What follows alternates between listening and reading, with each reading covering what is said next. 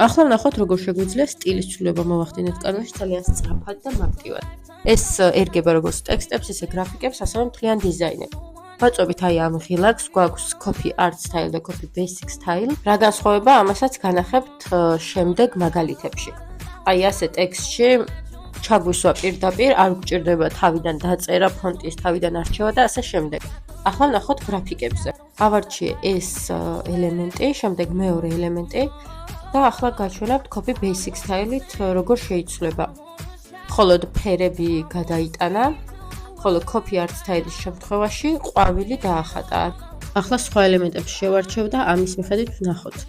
ზოგადად, რა თქმა უნდა, გადაიტანს ყველაფერზე, აი როგორც ამ ჭიქაზე დაახატა ეხლა ყვავილი და ფერები რა თქმა უნდა უპრობლემოდ გადააქვს ყველა ელემენტიდან, თუმცა ჩვენს ხელი უნდა შევუწყოთ, რომ საინტერესო კომბინაციები მივიღოთ. როგორც მაგალითად ამ კომბინაციის შემთხვევაში არის და მეორე კომბინაციაც ძალიან მომეწონა. აუცილებლად გამოიყენოთ ხოლმე ეს ფუნქცია. გამოგადგებათ, რადგან ერთ სტილზე მოიყვანთ დიზაინს, რაც ძალიან კომფორტულად და მისაღებად აღსაქმელია თვალისთვის, რაც ძალიან მნიშვნელოვანია ვიზუალური კომუნიკაციისთვის. Copy basic style, როგორც ნახეთ, არის უფასო ვერსიისთვის, ხოლო copy art style უკვე ფასიანი ვერსიისთვის.